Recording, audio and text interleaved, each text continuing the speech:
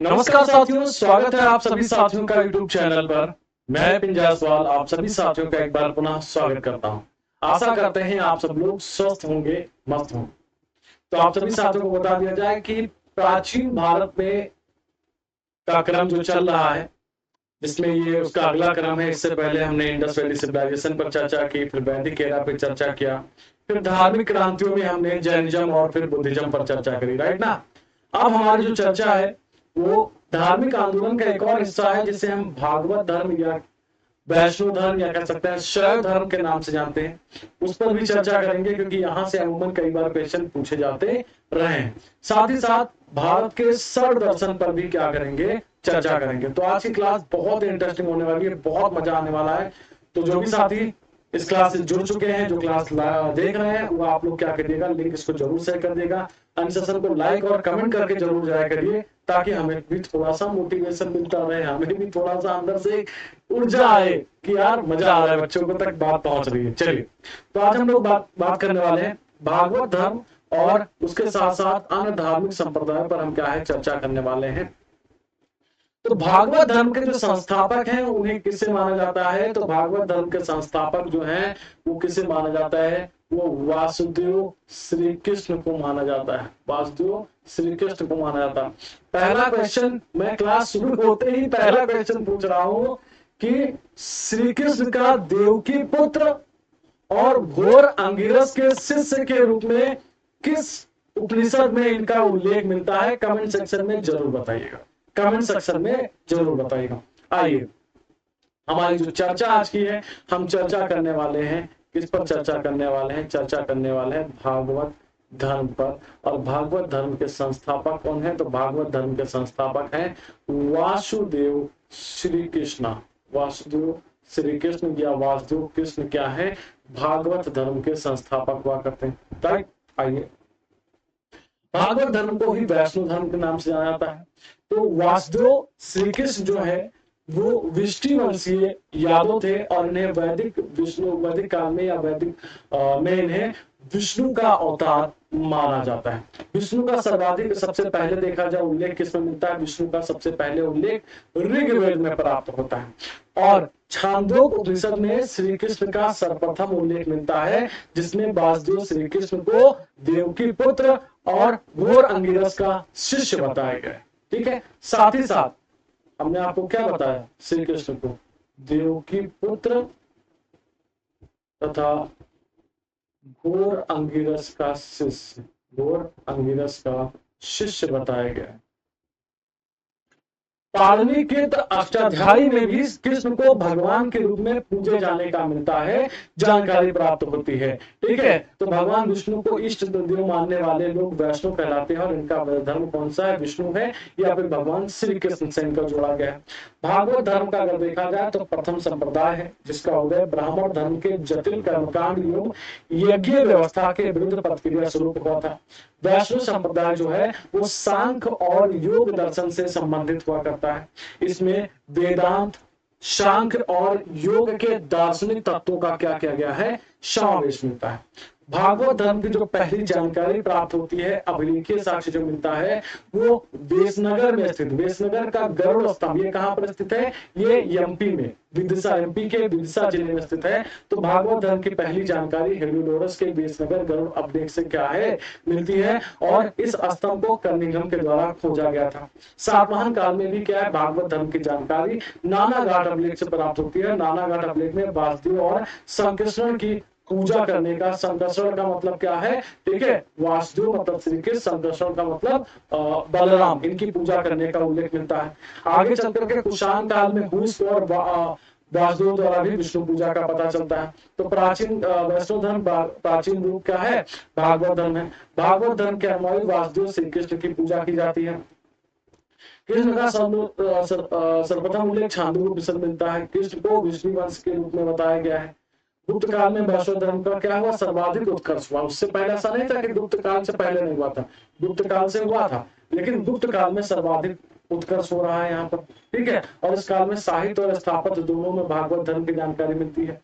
एतरे ब्राह्मण ग्रंथ में विष्णु का उल्लेख सर्वोच्च देवता के रूप में क्या है, किया जाता है। गुप्त काल में देखा जाए तो वैष्णव धर्म अपने चरम पर हुआ करता था। विष्णु का वाहन गरुड़ जो था वो गुप्त वंश का प्रतीक चिन्ह या कह सकते हैं राज चिन्ह हुआ करता था। गुप्त काल में विष्णु का सबसे लोकप्रिय अवतार बराह अवतार हुआ करता था। स्कंद गुप्त की अगर हम बात करें तो स्कंद गुप्त का एक अभिलेख है जिसका नाम है जूनागढ़ अभिलेख। तो स्कंद गुप्त के जूनागढ़ अभिलेख में भगवान विष्णु की क्या है स्तुति से उसकी क्या किया गया है, और जूनागढ़ अभिलेख जो है भगवान विष्णु की स्तुति से ही प्रारंभ किया गया है। चंद्रगुप्त सेकंड का देखा जाए तो चंद्रगुप्त सेकंड हमने आपको बताया क्या साहित्य और स्थापत्य दोनों में देखा गया। तो चंद्रगुप्त विक्रमादित्य जो है जिसको चंद्रगुप्त सेकंड के नाम से जानते हैं, उसने महरौली लौह स्तंभ के रूप में विष्णु ध्वज की स्थापना की। साथ ही साथ सभी गुप्त सम्राट ने भागवत धर्म के अनुयायी हुआ करते थे और परम भागवत की भी उपाधि उन्होंने धारण की है। तो गुप्त काल में अगर देखा जाए तो वैष्णव धर्म प्रधान धर्म बन चुका था। गुप्त राजाओं ने लगभग मैक्सिमम राजाओं ने, सभी राजाओं ने वैष्णव धर्म अपना उसे संरक्षित किया और खुद चंद्रगुप्त द्वितीय, कुमारगुप्त, स्कंदगुप्त इन सभी ने, उसके साथ साथ समुद्रगुप्त, इन सभी ने परम भागवत की उपाधि धारण की थी। कुमारगुप्त के गंगाधर अभिलेख में विष्णु को मधुसूदन कहा गया है। विष्णु जी को क्या कहा गया है? विष्णु जी को मधुसूदन कहा गया है। इस अभिलेख में, किसके अभिलेख में? कुमारगुप्त के अभिलेख में, कुमारगुप्त के गंगाधर अभिलेख में। स्कंदगुप्त के भीतरी अभिलेख में देवकी और श्री कृष्ण का उल्लेख भी किया गया है। ठीक है, वहीं देखा जाए चालुक्यों के समय में भी वैष्णव धर्म काफी ज्यादा प्रभाव हुआ करता था। ठीक है, विष्णु उनके कुल देवता हुआ करते थे। पल्लव शासक श्री विष्णु ने भी मामल्लपुरम में आगबड़ा मंदिर और नरसिंह वर्मा द्वारा क्या है कांची में बैकुंठ पेरुमाल मंदिर भी बनवाया गया था। तो मतलब उत्तर भारत में भी, उसके साथ साथ दक्षिण भारत में भी क्या है वैष्णव धर्म का क्या हुआ था प्रचार हुआ। प्रतिहार नरेश देखा जाए तो मेहरभोज ने अपने ग्वालियर अभिलेख में स्वयं को बराह घोषित किया। तो उत्तर भारत की बात, दक्षिण भारत में भी वैष्णव धर्म का अनुयाय हुआ। दक्षिण भारत में वैष्णव धर्म के जो प्रचार करने वाले होते थे या वैष्णव धर्म के जो संत होते थे उन्हें अलवार के नाम से जाना जाता था। वैष्णव संतों को अलवार के नाम से जाना जाता था। इनकी कुल संख्या, अलवार संतों की संख्या कुल 12 हुआ करती थी। अलवार संतों की संख्या क्या 12 हुआ करते थे और उसमें जो सबसे प्रमुख थे वो कुलशेखर अलवार हुआ करते थे। ठीक है, अलवार संतों के गीतों का संकलन क्या है नायलार प्रबंधन या तमिल प्रबंधन में क्या है किया गया है। अच्छा, कई बार पूछा गया है ठीक है कि सबसे प्रमुख अलवार संत कौन थे, तो कुलशेखर अलवार हुआ करते थे। कुलशेखर अलवार की पुस्तक थी मुकुंद माला हुआ करती। अलवार संत कुल कितने हुए? 12 हुए। कई बार क्वेश्चन पूछा गया है कि 12 में एक महिला भी हुआ करती थी। तो आपको बता दिया जाए इन 12 संतों में, अलवार संतों में एक महिला संत हुआ करती थी। ठीक है, 12 अलवार संत मैं ऊपर लिख रहा हूँ, ध्यान दीजिएगा। 12 अलवार संत, जिसमें क्या है, जिसमें एक आपको बता दिया जाए एक अंडाल थी। ये कौन थी? ये महिला संत थी। क्या थी? महिला संत थी। इन्हें दक्षिण भारत की मीराबाई कहा जाता है, दक्षिण की मीराबाई के नाम से जाना जाता है। तुरुंगई एक करके संत हुआ करते थे, अलवार संत हुआ करते थे, जो कि अलवार संत बनने से पहले एक डाकू हुआ करते थे। ठीक है, और जौन धर्म के प्रमुख विरोधियों में शामिल हुआ करते थे। इन्होंने श्रीरंग मठ की स्थापना की और मरम्मत, उस मठ की स्थापना और मरम्मत के लिए इन्होंने नागपट्टनम बौद्ध विहार से क्या है वहां पर स्वर्ण मुद्राएं चुरा ली थी। ठीक है, आगे बढ़ते हैं। ठीक है, तो विष्णु के 10 अवतार कौन कौन से हैं? 12 पुराण में विष्णु के 10वें अवतार का उल्लेख मिलता है। मत्स्य अवतार प्रथम अवतार मत्स्य अवतार है, कूर्मा अवतार, वराह अवतार, नृसिंह अवतार, वामना अवतार, परशुराम, श्री राम। ठीक है, श्री राम, श्री कृष्ण, बुद्धा और कल्कि। फिर जो कल्कि है वो भावी अवतार। ये कल्कि क्या है ये आपको बता दिया जाए, ये भावी अवतार है, आने वाले समय में इनका अवतार होगा। राइट, चलिए। वैष्णव धर्म के अगर प्रमुख सिद्धांत की बात करें तो वैष्णव धर्म के प्रमुख सिद्धांत में अवतारवाद और पांचराग सिद्धांत, उसके साथ साथ वीर पूजा प्रमुख हुआ करता है। अवतारवाद पे अगर हम बात करें तो वैष्णव धर्म की जो प्रमुख विशेषता है वो अवतारवाद की संकल्पना है। अमर कोश और गीत गोविंद में विष्णु के 39 अवतारों का उल्लेख है, लेकिन जो सर्वाधिक 10 अवतार प्रचलित है तो सर्वाधिक 10 अवतार प्रचलित है जो कि आपके सामने लिखे हुए हैं, जिसमें क्या है? ठीक है, मत्स्य, कूर्मा, वराह, नरसिंह, वामन और परशुराम, श्री राम जी, श्री कृष्णा जी, बुद्ध जी और कल्कि जी। तो ये अवतार हुआ करते थे। कल्कि का अवतार होना भी बाकी है और ऐसी मान्यता है कि भगवान कलयुग में भगवान कल्कि का अवतार लेंगे और सफेद घोड़े पर बैठ करके वो आएंगे। दूसरा, एक तो इनका अवतारवाद हो गया। एक क्या हो गया? अवतारवाद। दूसरा क्या है, दूसरा आपको पांच रात्र सिद्धांत, ठीक, पांच रात्र सिद्धांत, ये क्या है भैया, तो ये पांच रात सिद्धांत जो है वो 5 रात्रि और 5 दिन तक चलने वाला एक यज्ञ हुआ करता है।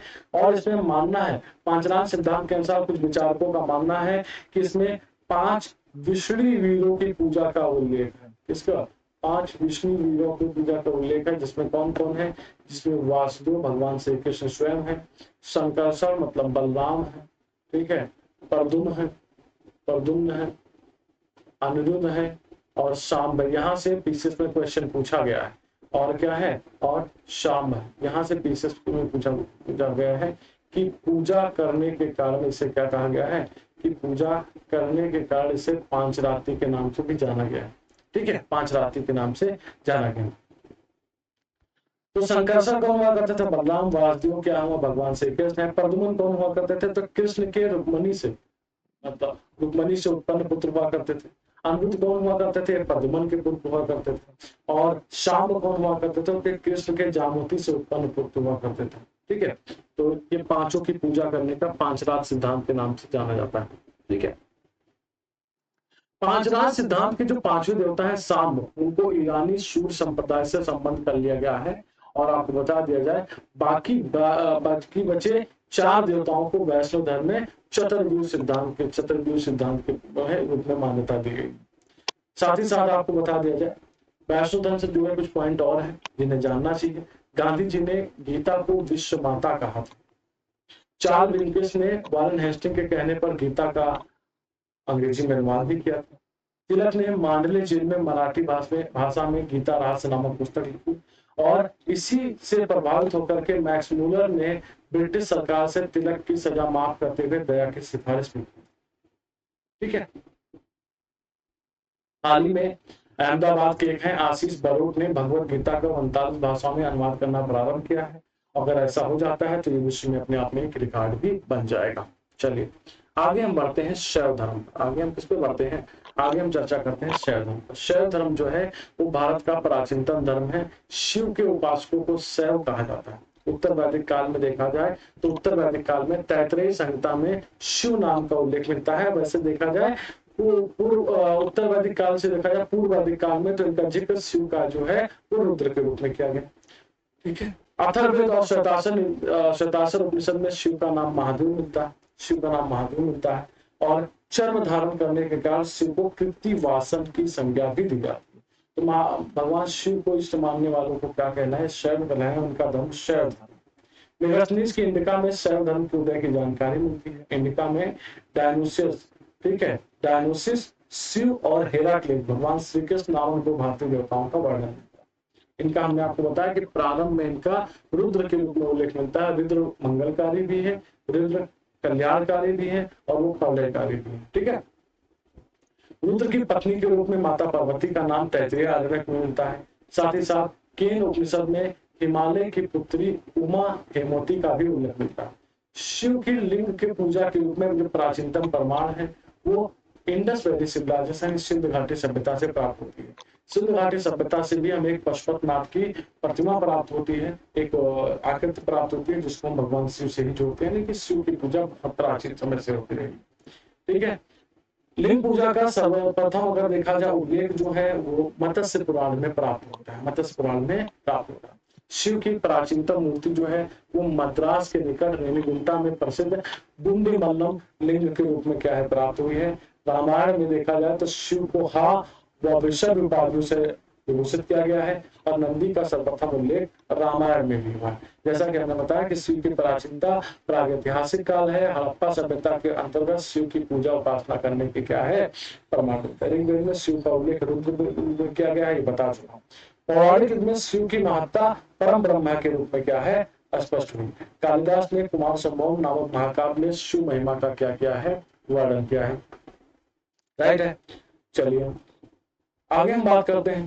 तो अब आते हैं दक्षिण भारत में भी शैव धर्म का विकास हुआ। संगम साहित्य में शिव का वर्णन मिलता है और दक्षिण भारत में शैव संतों को नयनार के नाम से जाना जाता है। नयनार के नाम से भी इनको क्या है जाता है। नयनार संतों की संख्या 63 हुआ करती है। नयनार संतों की संख्या क्या है 63 हुआ करती है। अब अगर हम बात करते हैं कि सर शैव धर्म के उपसंप्रदाय, शैव धर्म के के संप्रदाय कौन कौन से हैं? तो शैव धर्म के 4 संप्रदाय हमें यहाँ पे मिलते हैं। एक आपका मिलता है पाशुपत संप्रदाय, जैसा आप यहाँ पे लिखा हुआ पाशुपत मत। दूसरा आपका तो शैव है ही है। तीसरा आपका हो जाएगा कापालिक, और चौथा आपका हो जाएगा कालामुख। तो शैव धर्म का जो प्राचीनतम संप्रदाय है वो कौन सा हुआ करता है? वो हुआ करता है पाशुपत संप्रदाय। इसकी स्थापना 2वीं शताब्दी ईसा पूर्व में लकुलिस के द्वारा की गई थी, और लकुलिस को शिव का 18वां अवतार माना जाता है। लकुलिस का जन्म जो है वो कायावरोहण में हुआ था। कुषाण वंश के सिक्कों पर देखा जाए तो सिक्कों पर पाशुपत संप्रदाय का उल्लेख सर्वप्रथम हमें प्राप्त होता है। दूसरा अगर देखा जाता है कापालिक पे, तो कापालिक पे देखा जाए तो ये लोग भैरव को अपना इष्टदेव मानते हैं, और इस मत के अनुयायी सुरा, सुंदरी और मांस के सेवन करते हैं, और नरमुंड धारण करते हैं। क्या करते हैं? नरमुंड धारण करते हैं। ठीक है। एक राइटर हुए हैं भवभूत, तो भवभूत का एक ग्रंथ है मालती माधव। मालती माधव के नाटक से पता चलता है कि श्री शैल नामक स्थान जो था वो कापालिकों का प्रमुख केंद्र हुआ करता था, और इस संप्रदाय में महिलाएं भी शामिल होती थी। संप्रदाय में महिलाएं भी क्या है? शामिल होती थी। साथ ही साथ एक और संप्रदाय है कालामुख संप्रदाय। तो कालामुख संप्रदाय के बारे में बता दिया जाए कि कालामुख संप्रदाय जो है ये अनुयायी जो इसके हुआ करते थे वो कापालिक के हुआ करते थे, ज्यादा अतिवादी होते थे। ठीक है। ये अतिवादी होने के कारण इनको क्या कहा गया है? इनको महाव्रतधर भी कहा गया है। अच्छा, एक और संप्रदाय है शैव संप्रदाय से रिलेटेड है, जिसको हम लिंगायत संप्रदाय के नाम से जानते हैं, या दक्षिण भारत में अक्सर मिलते हैं, या हम जागम भी कहते हैं, जंगम भी कहते हैं, जंगम भी कहते हैं, या इन्हीं को क्या कह दिया जाता है? वीर शैव कह दिया जाता है। तो जंगम संप्रदाय कहते हैं। इसके जो संस्थापक थे, संस्थापक इसके कौन हुआ करते थे? अल्लाह प्रभु और उनके शिष्य। ठीक है। अल्लाह प्रभु और शिष्य उनके वसों ने इसकी स्थापना की। वसों को नंदी का अवतार भी माना जाता है। वसो कल्याणी के कंचुरी नरेश बिज्जल के मंत्री हुआ करते थे। यह संप्रदाय दक्षिण भारत में स्थापित हुआ है, और यह संप्रदाय काफी हद तक इस्लाम से प्रभावित हुआ करता था। अक्का महादेवी संप्रदाय की प्रसिद्ध महिला संत हुआ करती। एक और संप्रदाय इसका है नाथ पंथ संप्रदाय। ठीक है। तो 10वीं शताब्दी में मच्छर नाथ ने इसकी स्थापना किया था। साहित्य में बहुत ज्यादा रुचि रखता है साहित्य में, और कबीर भी इसी नाग पंथ के क्या हुआ करते थे? कबीर भी इसी नाग पंथ के अनुयायी हुआ करते थे। राइट। ठीक है। एक और है, एक और पे हम चर्चा कर लेते थोड़ी सी। एक और है जिसका नाम है, एक और है जिसका नाम है पंचायतन पूजा। ये पंचायतन पूजा क्या होती है? तो पंचायतन पूजा के अंतर्गत कौन कौन आते हैं? विष्णु, शिव, शक्ति, सूर्य और गणेश। ठीक है। गणेश पूजा का क्या है?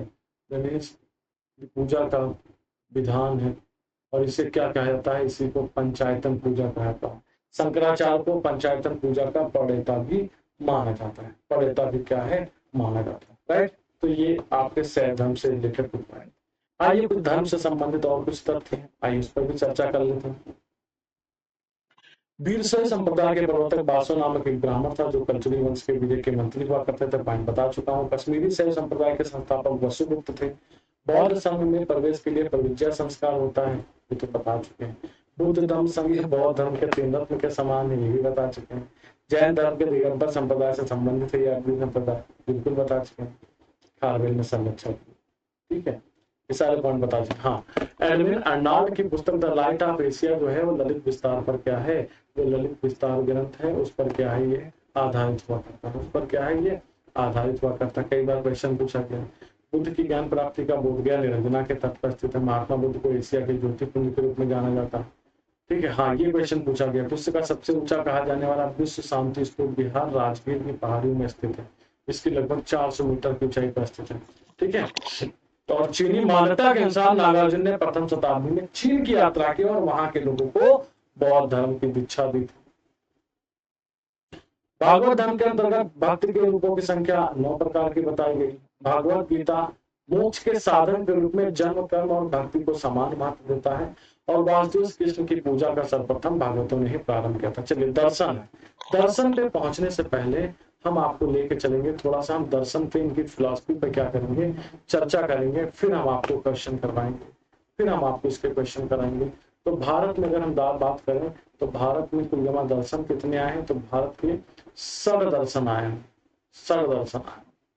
और पहला जो दर्शन आपका है वो सांख्य दर्शन है, सांख्य दर्शन है। इसके प्रवर्तक कौन हुआ करते हैं, तो इसके प्रवर्तक हुआ करते थे कपिल मुनि। इसके प्रवर्तक कौन हुआ, कपिल मुनि। इस दर्शन के अनुसार जो जगत की उत्पत्ति हुई है वो ईश्वर से नहीं हुई है, बल्कि मानव और प्रकृति के संयोग से हुई। प्रकृति के क्या है, संयोग से हुई। अगर देखा जाए तो ये दर्शन जो है वो जैन धर्म से प्रभावित है, जैन धर्म के दर्शन से क्या है, दर्शन से प्रभावित है। साथ ही साथ आपको बता दिया जाए यह सबसे प्राचीन, यह सबसे प्राचीन सब दर्शन दर्शन, यह सृष्टि के त्रिगुण, सतगुण, रजगुण और तम गुण को मानता है। तो ये सांख्य दर्शन हो जाएगा। दूसरा आपका क्या हो जाएगा, दूसरा आपका है योग दर्शन। दूसरा आपका कौन सा है, योग दर्शन। इसके प्रवर्तक कौन हुआ करते थे, तो इसके ओरिजिनेटर प्रवर्तक देखा जाए तो इसके प्रवर्तक पतंजलि जी हुआ करते। इनकी मान्यता था कि आसन और प्राणायाम के माध्यम से मोक्ष को प्राप्ति की जा सकती है, ठीक है, ईश्वर की प्राप्ति की जा सकती है। अगरुणी में देखा जाए तो योग सूत्र का अरबी भाषा में अनुवाद भी किया है। एक दर्शन है आपका क्या है, न्याय दर्शन। तो इसके जो प्रवर्तक हुआ करते थे, इसके प्रवर्तक अगर देखा जाए तो अक्षपाद गौतम हुआ करते थे, अक्षपाद गौतम, और इन्होंने न्याय सूत्र की रचना भी की। ये भारतीय तर्क विद्या का प्राचीनतम ग्रंथ हुआ करता है। उसकी मान्यता है कि तर्क के आधार पर किसी बात को स्वीकार की जा सकती है। अगला दर्शन है आपका, अगला दर्शन है आपका वैशेषिक दर्शन। अगला दर्शन है आपका क्या है, वैशेषिक दर्शन। और इसके जो प्रवर्तक हैं, इसके जो प्रवर्तक हैं, प्रवर्तक कौन है, प्रवर्तक हैं उलूप कराल। इसकी मान्यता है कि 5 पदार्थ, पंच महाभूत, पंच महाभूत कौन कौन से हैं, पृथ्वी, आकाश, जल, पवन और अग्नि के मेल से नई वस्तुओं का निर्माण होता है। इन दर्शनों से ही क्या है, भारत में परमाणुवाद व भौतिक शास्त्र का आरंभ भी माना जाता है। और यह निकटतम देखा जाए तो बहुत ही निकटता के साथ न्याय दर्शन से जुड़ा हुआ है। अगला दर्शन आपका आ जाएगा मीमांसा दर्शन। इसके जो प्रवर्तक हुआ करते हैं, प्रवर्तक कौन थे, प्रवर्तक इसके जैमिनीय हुआ करते थे। और इस दर्शन का से संबंध कुमारी ने देखा जाए तो बौद्धों का खंडन करते हुए वेदों की प्रमाणिकता पर क्या है, स्थापित किया। इसकी मान्यता के अनुसार वेद द्वारा विहित कर्म ही क्या है, धर्म है। इसलिए देखा जाए तो ये इसमें यज्ञवाद का समर्थन किया गया है, वेदों को नित्य माना गया है, वेदों को अपरिचय माना गया है, और वैदिक देवताओं का मंत्रों से कोई अलग अस्तित्व नहीं है, ये माना गया। एंड लास्ट है आपका वेदांत दर्शन। तो इसके प्रवर्तक कौन है, इसके प्रवर्तक कौन है आपके बाद, ठीक है, बादरायण जी हैं, और उन्होंने ब्रह्म सूत्र की रचना की। और दर्शन का मूल जो है वो क्या है, दर्शन का मूल जो हुआ करता है वो क्या है, उपनिषद। इस दर्शन का मूल क्या है, इस दर्शन का बात किया जाए कि दर्शन के मूल के रूप में, तो दर्शन का जो मूल हुआ करता है वो क्या हुआ करता है, उपनिषद का। ठीक है, तो ये सर्व दर्शन के बारे में आप लोगों ने चर्चा करी। अब हम चलते हैं आज के अपने क्वेश्चन की श्रृंखला पर। ठीक है, समय हो रहा है, घड़ी इशारा कर रही है कि भैया सर, मास्टर साहब क्या करो, अब हम क्वेश्चन लेकर के आते हैं।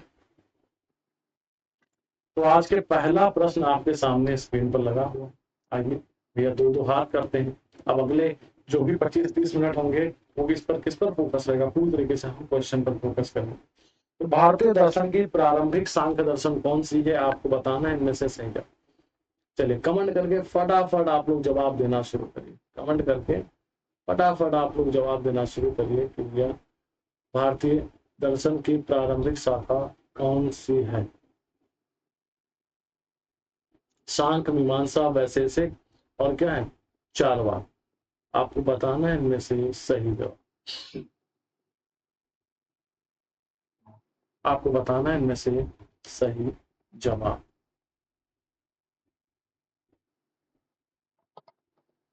बताइए बताइए बताइए, ऐसे नहीं चलेगा। तो भारतीय दर्शन के प्रारंभिक शाखा देखा जाए तो कौन सी है? तो भारतीय दर्शन की प्रारंभिक शाखा कौन सी हुआ करती थी? सांख्य हुआ करती थी। इसके प्रतिपादक कौन हुआ करते थे? कपिल हुआ करते थे। और सांख्य दर्शन के अनुसार जगत की उत्पत्ति ईश्वर से नहीं हुई बल्कि प्राकृतिक से हुई। क्या हुई? प्राकृत से हुई है। ठीक है। तो इसमें क्या, सृष्टि का जो निर्माण करता है, सृष्टि का जो कारण माना गया, प्राकृत और पुरुष के मेल से ही क्या है, इसको माना गया। अगला क्वेश्चन आपके सामने कि भारत में दार्शनिक विचार के इतिहास के संबंध में सांख्य संप्रदाय से संबंधित निम्नलिखित कथनों पर विचार कीजिए। सांख्य पुनर्जन्म या आत्मा के आवागमन के सिद्धांत को स्वीकार नहीं करता है, और सांख्य की मानता है कि आत्मज्ञान ही मोक्ष की ओर ले जाता है, ना कोई ब्रह्म प्रभाव अथवा कारण। आपको बताना है इनमें से सही जवाब। एक सही है, दो सही है, एक और दो, दोनों सही है। ना तो एक सही है, ना ही दो सही। तो सांख्य जो है वो अद्वैत वेदांत से सर्वथा विपरीत मान्यता रखने वाला दर्शन हुआ करता है। इसके प्रतिपादक कपिल मुनि हुआ करते हैं। ठीक है। सांख्य का शाब्दिक अर्थ है सांख्य संबंधी विश्लेषण। इस दर्शन के दो मौलिक ग्रंथ भी उपलब्ध हैं। पहला 6 अध्याय वाला सांख्य प्रवचन सूत्र है, और दूसरा 70 कक्षाओं वाला सांख्य कारकी हुआ करता है। तो सांख्य दर्शन पुनर्जन्म और आत्मा के आवागमन के सिद्धांत को स्वीकार नहीं करता है, ये गलत है। और ये क्या है, ये आपका हो जाएगा कि आत्मज्ञान ही मोक्ष की ओर ले जाता है, मोक्ष के ले जाता है, ना कि बाह्य कारक और प्रभाव। तो इसका बी सही हो जाएगा। बी आंसर इसका क्या हो जाएगा? सही जवाब। अच्छा, योग दर्शन के प्रतिपादक कौन हुआ करते हैं? तो योग दर्शन के प्रतिपादक महर्षि पतंजलि हुआ करते हैं। तो निम्नलिखित में से कौन एक अष्टांग योग का अंश नहीं? अनुस्मृति, प्रत्याहार, ध्यान, धारणा, उपरोक्त में से कोई नहीं। तो अष्टांग या योग की अगर अवधारणा देखा जाए, अष्टांग योग की अवधारणा की बात किया जाए, इसको महर्षि पतंजलि ने प्रस्तुत किया। महर्षि पतंजलि ने क्या किया? प्रस्तुत किया। ठीक है। कौन कौन है इसमें अष्टांग योग की अवधारणा में? तो पहला आपका आ जाएगा यम, दूसरा नियम, तीसरा आपका आसन, चौथा आपका प्राणायाम। ठीक है। पांचवा आपका प्रत्याहार, छठा आपका धारणा, सातवां आपका ध्यान, और आठवां आपकी समाधि। आप देख लो इसमें से कौन सा शामिल नहीं है। तो अनुस्मृति इसमें शामिल नहीं है, ये अंश नहीं होगा, ये अंश इसका नहीं होगा। बौद्ध धर्म की आलोचना, और अभी तो हमने बताया इसको, बौद्ध धर्म की आलोचना और वैदिक परंपरा के समर्थन करने के लिए विख्यात कौन है? आर्यों, धर्मकीर्ति, कुमारिल और उमा स्वामी। तो दक्षिण भारत के एक संत हुआ करते हैं, मीमांसा दर्शन से संबंधित है, जिन्होंने पूर्व मीमांसा संप्रदाय की स्थापना की। तो दक्षिण भारत के संत कुमारिल भट्ट ने पूर्व मीमांसा दर्शन की स्थापना की। इन्होंने हिंदू धर्म के पुनरुत्थान के लिए कार्य भी किया और बौद्ध धर्म का जमकर आलोचना की। बौद्ध धर्म की इन्होंने जमकर आलोचना भी की थी। निम्नलिखित दर्शनों में से आपको बताना, निम्नलिखित युगों में से कौन सा एक भारतीय सर्वदर्शन का भाग नहीं है?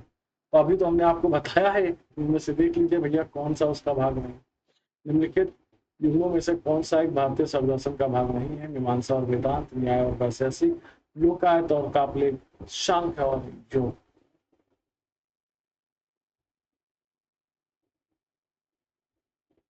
भैया लोकायत और कापलिक ये क्या है? सर्वदर्शन का हिस्सा नहीं है। बाकी मीमांसा, वेदांत, न्याय और वैशेषिक, सांख्य और योग ये सभी हैं। तो इसका सही जवाब क्या हो जाएगा? सी इसका सही जवाब हो जाएगा। Which one of the following statement is not Shankaracharya संत, ठीक है, ऑफ 18th century? आपको बताना है निम्नलिखित में से कौन शंकराचार्य के बारे में सही नहीं है। आपको बताना है इनमें से। उन्होंने भारत के विभिन्न क्षेत्रों में 4 धाम स्थापित किए, बौद्ध तथा जैन धर्मों के विस्तार पर रोक लगाई, उन्होंने प्रयाग को तीर्थराज नाम दिया, और उन्होंने वेदांत का प्रसार किया। चलिए भैया फटाफट आप लोग प्लीज जवाब लगाते। Which one of the following statement is not about Shankaracharya saint of 18th century? तो उन्होंने प्रयागराज तीसरा नाम दिया पर्याप्त, तो ये गलत हो जाएगा। उन्होंने 4 धाम स्थापित किए, बिल्कुल स्थापित किए। उन्होंने क्या है, उन्होंने देश के चारों दिशाओं में, उत्तर में देखा जाए तो उत्तर में उन्होंने जोशी मठ या केदारनाथ, उत्तर में क्या है, केदारनाथ, या इसी को क्या कह सकते हैं, इसी को जोशी मठ कह सकते हैं। दक्षिण में श्रृंगेरी,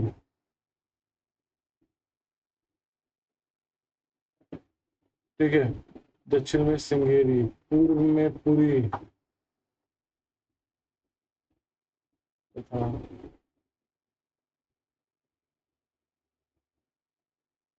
पश्चिम में द्वारका। इन चारों दिशाओं में 4 मठ की उन्होंने क्या है, स्थापना की। शंकराचार्य को देखा जाए, शंकराचार्य का जो मत हुआ करता है अद्वैतवाद के नाम से जाना जाता है, ठीक है। शंकराचार्य का जन्म केरल में हुआ था। तो 4 धाम स्थापित किए। उन्होंने क्या किया, उन्होंने बौद्ध तथा जैन धर्म को विस्तार पर रोक लगाई। उन्होंने वेदांत का प्रचार प्रसार किया, बिल्कुल सही है। अगला प्रश्न आपके सामने है कि आदि शंकराचार्य द्वारा स्थापित 4 मठ कहाँ स्थित है। देखो भैया, द्वारका, श्रृंगेरी, जोशीमठ, प्रयाग, द्वारका, जोशीमठ, प्रयाग, कांची। प्रयाग ऑप्शन में जहां जहां हटाते चले जाओ, यहाँ वाराणसी भी है, यहाँ पे भी नहीं है, ठीक है। तो इसका सी, इसका क्या, अभी तो पिछले क्वेश्चन पे बताया, सी इसका क्या हो जाएगा, सही जवाब हो जाएगा। अगला क्वेश्चन आपके सामने कि निम्नलिखित में से कौन से कुछ सिद्धांत है, दार्शनिक सिद्धांत है, वेदांत का दार्शनिक सिद्धांत और उनके प्रतिपादक। Which one of the following pairs is not correctly matched? वेदांत का दार्शनिक सिद्धांत और उनके प्रतिपादक केवलादत्त, शंकराचार्य, तो शुद्धादत्त, रामानुज, दैत्यादत्त, निम्बार्काचार्य एंड दैत्यवाद माध। चलिए, तो केवलादत्त के प्रतिपादक कौन है, शंकराचार्य हैं, बिल्कुल सही है। शुद्धादत्त के प्रतिपादक कौन हुआ करते हैं, तो शुद्धादैतवाद के प्रतिपादक अगर इनका देखा जाए तो ये हुआ करते हैं वल्लभाचार्य जी, या इन्हीं को क्या बोल दिया था, इन्हीं को विष्णु स्वामी बोला, वल्लभाचार्य जी विष्णु स्वामी ना कि रामानुज जी किसके प्रतिपादक हुआ करते हैं, तो बताइए रामानुज किसके, रामानुज जी वो विशिष्टाद्वैत की क्या है, विशिष्टाद्वैत के प्रतिपादक। दैत्यवाद निम्बार्काचार्य और दैत्यादत्त, निम्बार्काचार्य और दैत्यवाद के माध, ये क्या हो जाएगा, सही, बाकी सही है। ये इसका आंसर क्या हो जाएगा, इसका आंसर बी हो जाएगा, इसका आंसर बी हो जाएगा। अगला क्वेश्चन है निम्नलिखित में से कौन सा सभी सुमेलित है, कौन सा, अद्वैतवाद रामानुजाचार्य, विशिष्टाद्वैतवाद शंकराचार्य, ठीक है, और दैत्यवाद माधवाचार्य, दैत्यादैतवाद वल्लभाचार्य। अभी तो हमने बताया है, पिछले क्वेश्चन पे बताया है। शुद्धाद्वैत के प्रतिपादक कौन हुआ करते हैं, तो शुद्धाद्वैत के प्रतिपादक आपको वल्लभाचार्य जी को बताया, ठीक है। अद्वैतवाद के प्रतिपादक कौन हुआ करते हैं, शंकराचार्य जी हुआ करते हैं। विशिष्टाद्वैतवाद के विशिष्टाद्वैतवाद के कौन हुआ करते हैं, तो विशिष्टाद्वैत के रामानुज जी हुआ करते हैं, रामानुज जी हुआ करते हैं, ठीक है। उसके साथ साथ दैत्यवाद के माधवाचार्य जी, ये तो सही है। और दैत्यादैतवाद के, ठीक है, तो दैत्यादैतवाद के अभी ऊपर हमने देखा इसके निम्बार्क, और उसके साथ साथ वल्लभाचार्य जी किसके हैं, तो इनके शुद्धाद्वैतवाद है, शुद्धाद्वैतवाद। तो आंसर इसका क्या पूछा, कौन सा सही सुमित, आंसर इसका सी होगा। निम्नलिखित में से किसमें पुनर्जन्म का विश्वास स्वीकृत है, केवल हिंदू धर्म तथा जैन धर्म, बौद्ध धर्म तथा जैन धर्म, हिंदू धर्म तथा बौद्ध धर्म तथा जैन धर्म। तो भैया तीनों धर्म में, हिंदू, बौद्ध और जैन, ये तीनों धर्म ऐसे हैं जो पुनर्जन्म को क्या करते हैं, पुनर्जन्म को स्वीकृत करते हैं, पुनर्जन्म को स्वीकृत करते हैं। अगला क्वेश्चन आपके सामने, अगला क्वेश्चन आपके सामने है कि निम्नलिखित में से किस एक को मौर्य पूर्व के काल के 16 महाजनपदों में सूचीबद्ध नहीं किया गया था। यहाँ से महाजनपद के काल के क्वेश्चन शुरू हो रहे हैं, नेक्स्ट क्लास महाजनपद पे ही रहेगा। चलिए 2-4 क्वेश्चन कर लेते हैं। निम्नलिखित में से किस एक को मौर्य पूर्व काल के 16 महाजनपदों की सूचीबद्ध नहीं किया गया है, कुरु, वत्स, गांधार और कलिंग। कलिंग जनपद नहीं हुआ करता था, कलिंग वस्त महाजनपद, वस्त की राजधानी कौशाम्बी हुआ करती, ठीक, गांधार तक्षशिला हुआ करता था, कुरु इंद्रप्रस्थ हुआ करता था। तो कलिंग, कलिंग की राजधानी तोसली हुआ करते थे, लेकिन कलिंग देखा जाए तो नंद वंश के समय या फिर मौर्य काल के आसपास में क्या है इसका उदय हो रहा है, मौर्य काल के आसपास में इसका इंपॉर्टेंट वर्ड है। प्राचीन भारतीय महाजनपदों के बारे में निम्नलिखित कथनों में से कौन सा कथन सही है? ध्यान दीजिएगा, क्वेश्चन ध्यान से पढ़ना, कौन सा कथन सही? सभी महाजनपद अल्पतंत्रीय थे जहां शक्ति का प्रयोग लोगों के एक समूह द्वारा किया जाता था। सभी महाजनपद पूर्वी भारत में स्थित थे। ओके। महाजनपद कोई सेना नहीं रखते थे। ओके। तो और बौद्ध ग्रंथ तथा जैन धर्म में 16 महाजनपदों का क्या है सूचीबद्ध किया गया। Which one of the following statement about ancient India Mahajanapada is correct? आपको बताना है इनमें से सही जवाब। तो अल्पतंत्रीय मतलब कुछ समूह के लोगों का शासन हुआ करता था? नहीं भैया, 16 महाजनपद में 14 महाजनपद ऐसे थे जहां पे क्या था, जहां पे राजतंत्रीय व्यवस्था। ठीक है। सभी पूर्वी भाग में स्थित है? नहीं भैया, पश्चिमी भाग में गांधार वगैरह स्थित था, उसके साथ साथ दक्षिणी भाग में ठीक है स्थित हुआ करता था। ये भी गलत हो जाएगा। सेना नहीं रखते थे, ऐसा है ही नहीं। अवंती और इनके मध्य युद्ध हो रहा है, मगध के मध्य सेना नहीं रख रहे थे तो ऐसे युद्ध हो जाता। ठीक है। बौद्ध एवं जैन ग्रंथों में 16 महाजनपदों का सूचीबद्ध किया गया, बिल्कुल किया गया। तो डी इसका क्या हो जाएगा सही जवाब है। वर्तमान उत्तर प्रदेश में भारत के प्राचीनतम 16 महाजनपद में से कुल कितने महाजनपद थे? आपको बताना है इनमें से सही जवाब। कमेंट करके आप उनके नाम भी बताइएगा कि कौन कौन से महाजनपद जो उत्तर प्रदेश में स्थित थे। ठीक है। आपको 6, 7, 8, 9 आपको बताना है इनमें से सही जवाब। आपको बताना है इनमें से सही जवाब।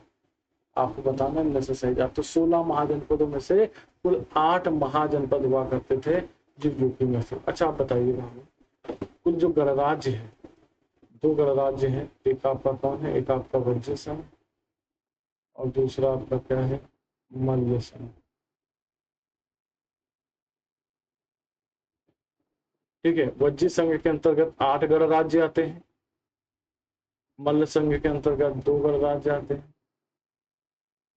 इन 10 टोटल 10 गणराज्य में से उत्तर प्रदेश में कितने स्थित थे, ये जरा कमेंट सेक्शन में हमें बताइएगा। सूची 1 को सूची 2 से मिलकर तथा अनुच्छेद कूट के साथ सही उत्तर का चयन कीजिए। मत्स्य, अच्छा राजधानी पूछेगी, मत्स्य, कुरु, सूरसेन, अस्मक। तो मत्स्य की राजधानी क्या है? मत्स्य की राजधानी है विराटनगर। विराटनगर। कुरु की राजधानी क्या हुआ करती है? इंद्रप्रस्थ। इंद्रप्रस्थ। सूरसेन मथुरा, अस्मक प्रतिष्ठान या पोतन। अस्मक क्या? प्रतिष्ठान या पोतन। सूची 1 को सूची 2 से मिलकर तथा अनुच्छेद कूट के साथ सही उत्तर का चयन। कुछ महाजनपद है और उनमें कौन कौन से नगर स्थापित थे, यहाँ पर आपको ये टिक करना है। अस्मक, अवंती, कलिंग, शैवत, दंतपुर, महिष्मती, पोतन और रोरुक। वैसे एक से बन जाना चाहिए, एक ऑप्शन ऐसा है जहां से आपको बनने चाहिए। अवंती का महिष्मती बनेगा कि नहीं बता? अवंती का महिष्मती बनेगा कि नहीं बनेगा? बिल्कुल बनेगा, बिल्कुल बनेगा। अस्मक, पोतन अभी पिछले क्वेश्चन पे हमने देखा, पिछले क्वेश्चन पर हमने अस्मक।